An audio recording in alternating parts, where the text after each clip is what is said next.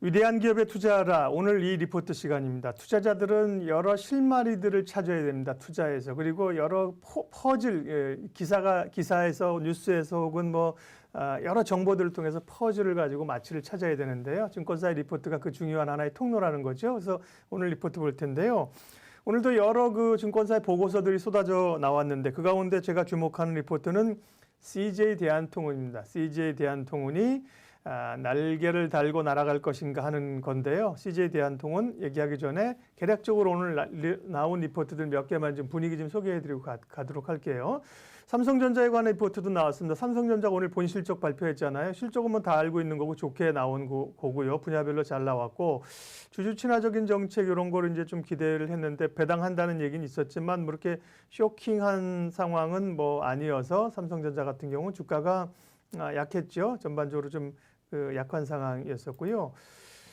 풍력 관련주 얘기가 오늘 꽤 있었습니다. 그래서 CS 윈드 같은 경우가 지금 이제 해상 풍력 이제 풍력은 우리가 신재생 에너지로 가장 각광받는 그런 산업인데요.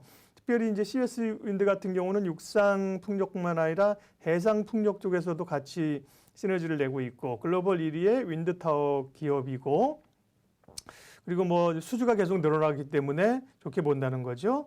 12만 4천 원으로 제시를 했어요. 그래서 CS 윈드 주가 한번 볼까요? 풍력 관련주들도 워낙 최근에 이제 조정을 좀 받다가 다시 좀 친환경 관련들이 조금 올라오는 그런 모양새죠. 네, 일봉인데요. 보면 꽤 변동성은 있었지만 아래에서 강하게 좀 다지고 올라오는 그런 모양새를 나타냈어요. 오늘 풍력 관련주 얘기가 있었고요. 아모레퍼시픽이 실적 발표를 이제 했는데 여기 두고 이제 설왕설래가 있습니다. 설왕설래가 아모레퍼시픽에 대해서는 실적이 나왔는데 실적이 저조하거든요. 저조할 거 다 알았지만 저조한데 여기에 대해 두 가지 시각입니다. 보면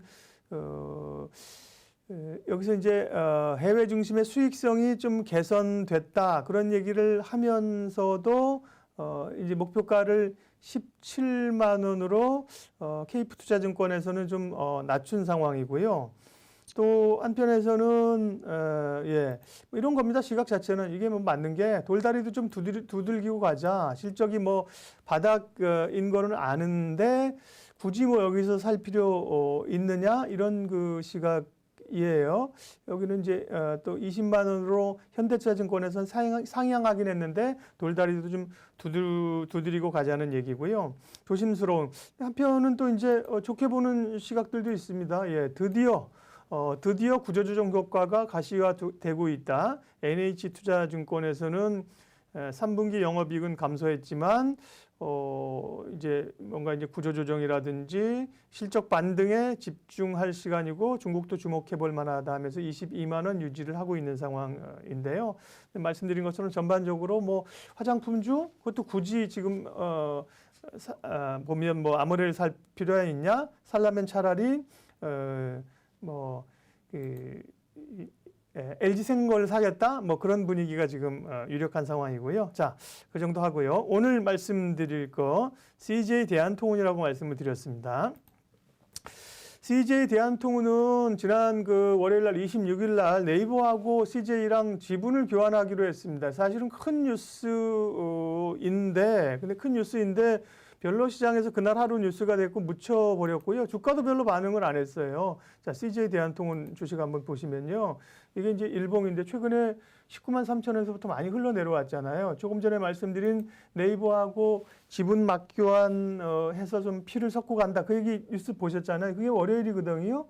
26일 월요일인데요. 그때도 보면 종가로 2%가 오히려 빠졌어요. 좋은 뉴스임에도 불구하고 이렇게 이제 흘러내린 그 형국인데 이게 상당히 좀 주목해 볼 필요가 있는 CJ 대한통운의 앞날에 중요한 영향을 미치는 뉴스라는 겁니다. 보면 팩트부터 한번 체크를 해보도록 하겠습니다. 네이버가 이제 CJ그룹과 6천억 원의 빅딜을 해서 글로벌 경쟁력을 강화한다.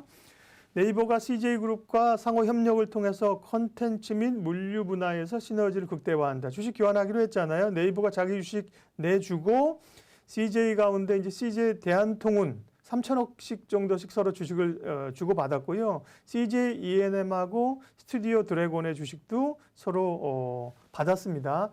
그러니까 보면 네이버는 사실 별로 표가 안 나는 거죠. 네이버는 워낙 공룡인 그 기업이잖아요. 그렇기 때문에 네이버 입장에서는 네이버는 사실 콘텐츠가 필요하니까 CJ는 콘텐츠의 명가다. CJ ENM이나 혹은 뭐 스튜디오 드래곤의 이제 콘텐츠를 제휴하겠다는 거와 함께 또 관심 있는 게 이제 CJ 대한통운인데요. 오늘 나온 리포트 가운데는 요게 이제 주목할 기사가 하나 있었는데요. 내년에 2021년에 물류업계에 이제 초격차가 벌어진다. 초격차가 벌어진다는 건 1등 업체 CJ 대한통운이 치고 나간다는 거죠. 여기서 부제가 뭐라 그랬더라? 네, 2등은 가라. 1등이 지배하는 세상이 된다는 건데 그 얘기는 물류 자동화 경쟁력이 숫자로 드러난다. 지금 전 사업장에 이제 자동화를 추진을 하고 있는 건데요. 이게 자동화 사업이 하위 업체들은 뒤늦게 따라오는 중이고 CJ 대한통운이 먼저 투자를 해서 2021년 내년에 그동안 투자해 놓은 자동화 설비를 바탕으로 격차를 벌이게 된다는 것입니다. 그래서 투자 이견 매수 목표가를 24만 원으로 유지를 했고요.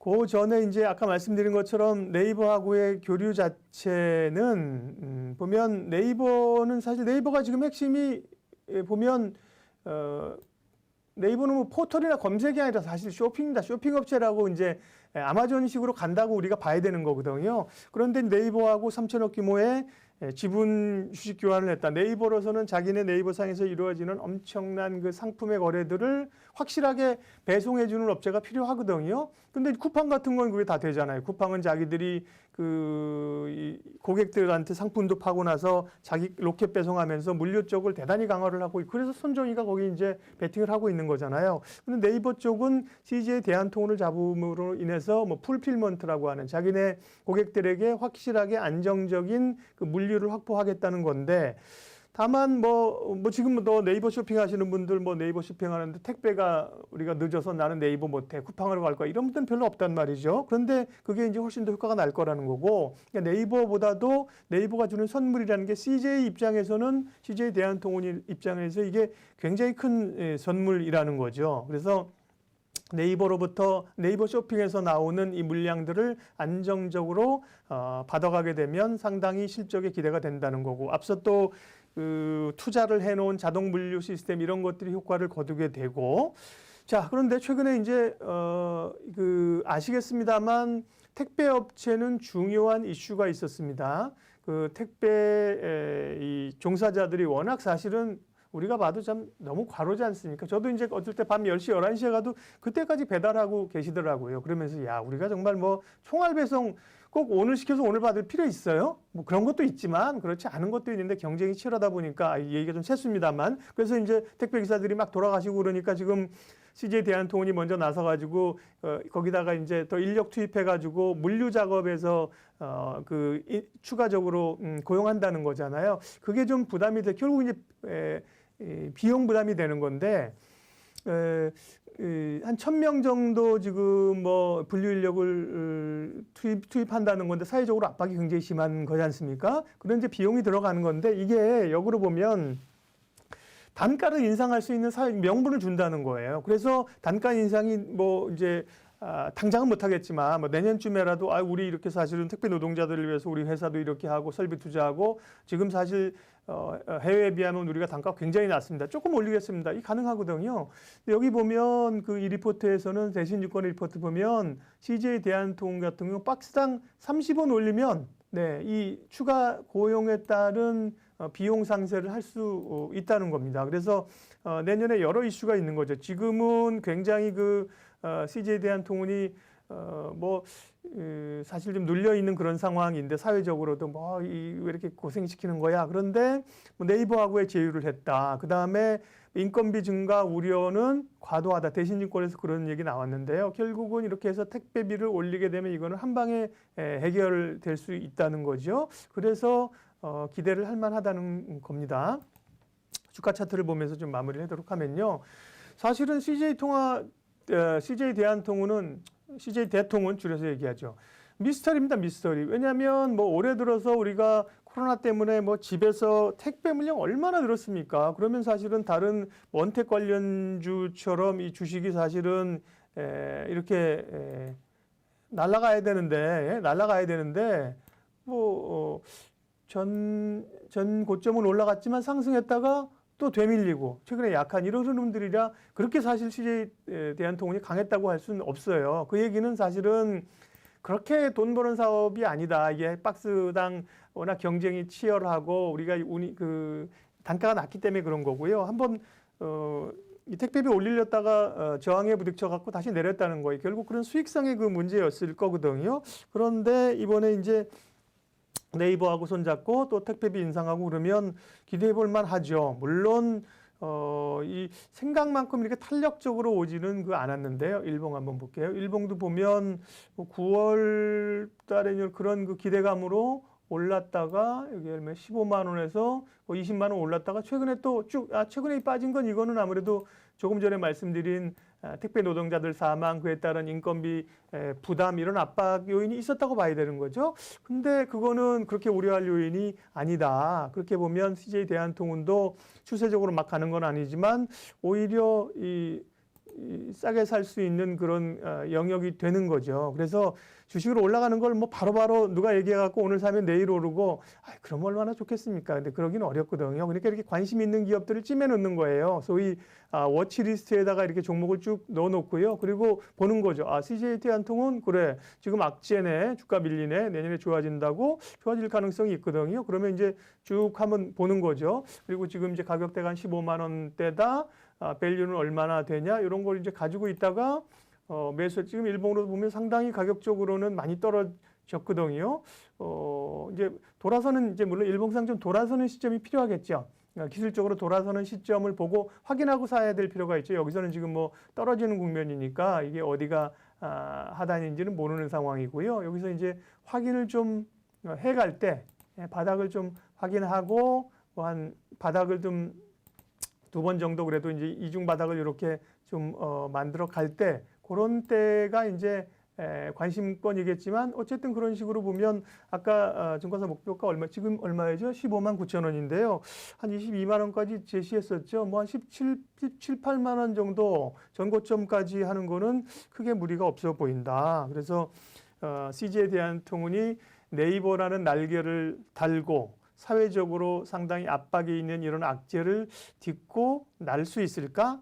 호를 날아서 뭐 비상한다고까지 하기는 좀 그렇지만 상당히 눌려있는 악재를 해결할 수 있다는 점에서는 CJ 대한통운도 주가도 많이 빠져 있다. 그런 점에서는 CJ 대한통운 좀 주목해봐도 될 것 같습니다. 오늘 이 리포트 CJ 대한통운에 대해서 살펴봤습니다.